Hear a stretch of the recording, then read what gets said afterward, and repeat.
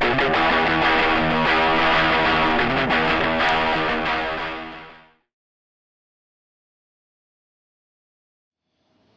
think you'd have to talk to every different woman, because I don't think I can speak for every woman, No, because they'll turn around and go, well, we don't agree with you, Gail, actually. It's interesting, because when I first started designing my own clothes and dressing, there was the fishnet tights, the stilettos, the peroxide hair or the coloured hair, lots of makeup, which was kind of a parody of how we were meant to look as women. We were meant to look sexy. We were meant to attract men. Certainly the way that I'd been brought up, there was low expectations of women still, that you weren't really expected to have an education and go out and have a good job. You were still, there was still a leftover of being the woman at home that bred, basically, and I didn't want to be that woman. So funny enough, the kind of parody of the kind of sexual images, it was, I kind of felt as though it was almost like taking it and throwing it back. It was that kind of like, look at this.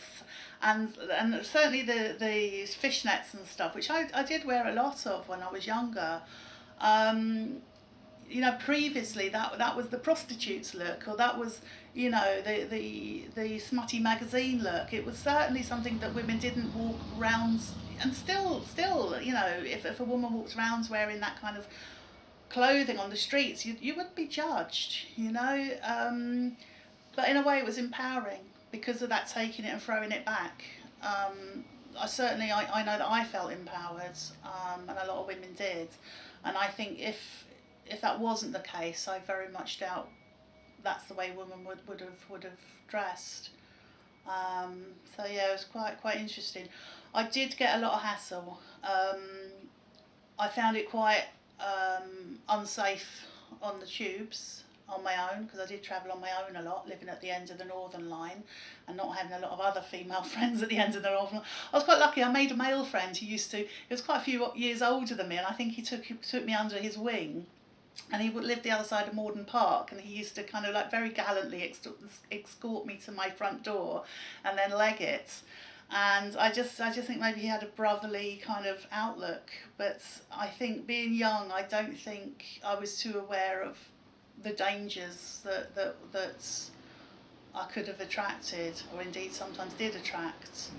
And certainly when I moved into South London, places like Peckham, I started to wear Dr Martens instead of stilettos, because I was then aware of more too much predatory attention, and I could run faster in a pair of Dr Martens than I could in a pair of stilettos. So that there was those more practical reasons.